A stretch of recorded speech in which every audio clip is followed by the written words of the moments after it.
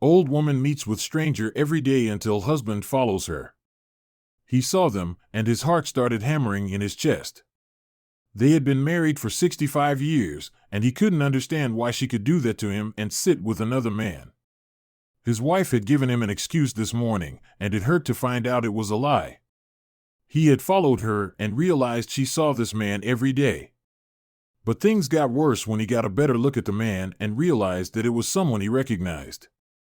To everyone who knew them, Sam and Amelia, from Florence, South Carolina, were the very image of an enduring, tender, and deep love. They married when he was 24 and she was 22, 65 years ago. Since then, their relationship had been a haven of harmony and love. They never had a major fight, they solved their disagreements peacefully, and they seemed to be able to read each other's minds to perfection. But what was their secret? "We just don't sweat the petty stuff," they used to say to their two kids, Brenda and Mark, who had families of their own. Sam and Amelia just had such a deep trust in each other that they didn't interpret anything the other did in a bad light. They were assured of their mutual love and always did their best to understand and support each other through thick and thin. However, this would soon change. One day, Sam arranged an evening out at the bar with some friends. They were men he had known since he was a youngster. Despite their age, they still enjoyed hanging out around some beers to talk shop and reminisce about the good old days. What Sam didn't know was that this day would carry a revelation that would turn his whole world upside down. As he put his jacket on and grabbed his wallet and keys, Sam kissed his wife goodbye and asked her for her plans for the evening. "I guess I'll just stay home reading my book. Maybe I'll call Brenda," she said. Sam walked out the door and headed to his car. But right before he opened the door and jumped in the front seat, certain thoughts popped into his mind. He decided there was no need for him to take the car. After all, the bar where he was meeting his friends was in the neighborhood, and he could go there walking, even though it would take him a little longer. So he got on his way, enjoying the evening breeze and the pinkish tone of the sunset. But 15 minutes into his walk, he saw something that made his stomach drop to his knees. As he turned a corner, he spotted something going down the street. It was his car. And it was Amelia driving it. Where was she going? From a distance, he saw the car parking on one of the streets nearby. Amelia got out and started walking. Clearly, she didn't know Sam was watching her. The bewildered husband started following her, wondering what she could be up to. After walking for a few minutes, Amelia entered a cafe. Sam hid behind a car, trying to peek through the window to see what his wife was doing. His heart started galloping when she saw her sitting at a table with another man. What the heck was that? Was Amelia having an affair? Sam's mind went blank. He could have never suspected something like that of his wife, who he thought he knew better than anyone else. Quickly, he took his phone out of his pocket and dialed a number. He called his friends and told them he was feeling sick, so he wouldn't go to the bar with them that night. Then, he headed home, ready to ask his wife what she had been up to. Shortly after, Amelia came back from whatever she had been doing with that stranger. Sam didn't think twice. He asked her what she had been up to. His wife's response made him see red. "Oh, I just took a drive to the park. It's so nice outside. How about you?" "You came back really early," she said, visibly nervous. It broke Sam's heart to hear this. Why was she lying? Surely, she couldn't be up to anything good. "I just felt tired. I'll go to bed now, good night," he said, turning his back on her and walking up the stairs to his bedroom. When she arrived after having dinner, he pretended to be asleep. But he stayed awake the entire night, thinking about what was happening. The morning after, Sam couldn't look Amelia in the eye.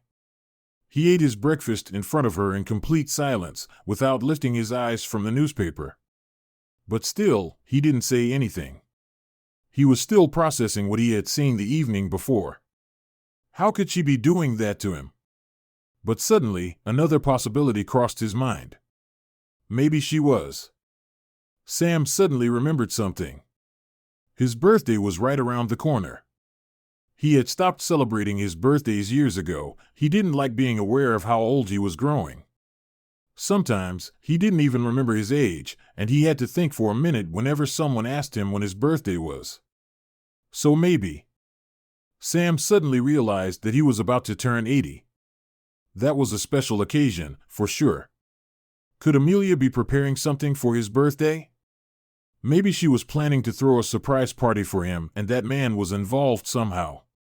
Maybe he was a merchant of some sort and Amelia was buying a gift for Sam from him. Or maybe he was an event promoter, the owner of a restaurant or a pub or whatever, and Amelia was setting up the celebration. But could that really be the case? Sam kept racking his brains, thinking of possible options for why Amelia would be meeting with stranger men in cafes behind his back. And right then, Amelia said something. "Are you all right, honey? You seem a bit dizzy," she asked him, taking a sip of coffee and going back to her scrambled eggs immediately afterward. This made Sam's blood boil. Where did she get the guts to keep acting like there was nothing wrong? Should he say something? Should he let her know what he had seen the previous day? But he didn't. Partly, it was because he was too afraid to find out the truth. He could picture his wife blushing, stuttering while trying to come up with an excuse, trying to lie to him once again. He wouldn't be able to stand it. So finally, partly because of that cowardice, Sam replied this to his wife. No. I just didn't sleep too well last night," Sam muttered, going back to his newspaper.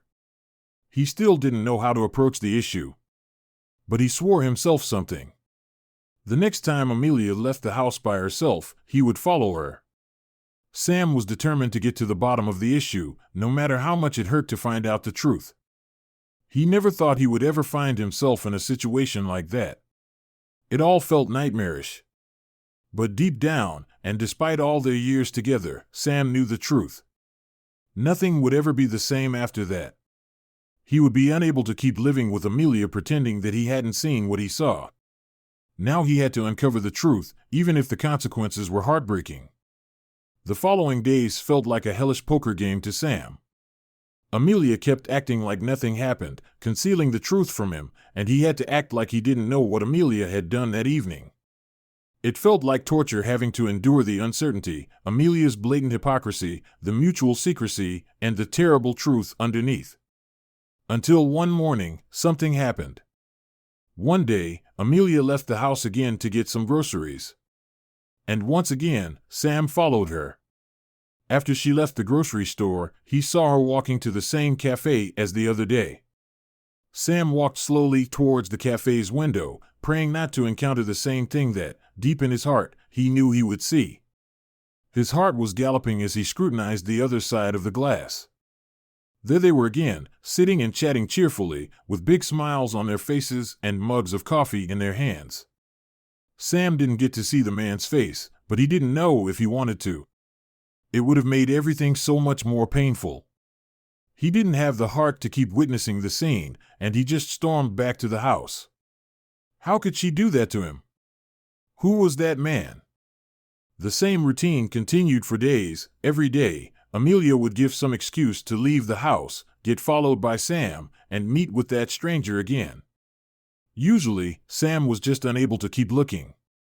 He didn't know what to say to his wife either. He was just consumed by disappointment and sadness.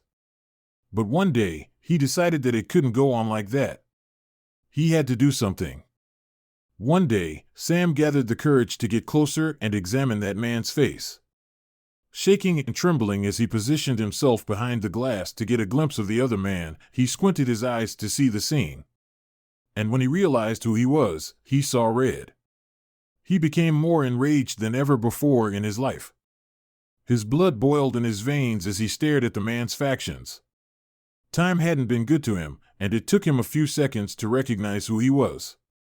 But when he finally saw it, it hurt more than 1,000 knives. He would have never expected to see that man again, yet there he was, having coffee and laughing with his wife behind his back. That man was his brother Michael. Sam hadn't seen him in more than 40 years. After he returned from his service in Vietnam, he became a loose cannon. Some said it was because of the horror he saw in the conflict, some said it was because of some substances he tried during his service. Whatever the case, he wasn't able to lead a normal life as a civilian. He got involved with the city's underworld. And that wasn't all. He even did some time in prison for his alleged involvement in a crime that he always swore he didn't commit. For some time, Sam tried to do what he felt a good brother should. He tried to be there for Michael, help him out every time he had it rough, try to guide him, support him, and get him out of the gutter. Until one day, Michael had taken his brother's kindness for weakness. He ripped him off on more than one occasion, and one day, Sam decided that enough was enough. He cut all contact with his brother. Sam never expected to see him again, let alone in those circumstances. What was he doing there now? Why were his wife and him meeting behind Sam's back? He decided that this was enough. Blind with fury, he entered the cafe and stormed towards Amelia and Michael's table. Michael saw him first. His face went pale as he stood there, petrified. Then, Amelia turned back with her mouth open, speechless.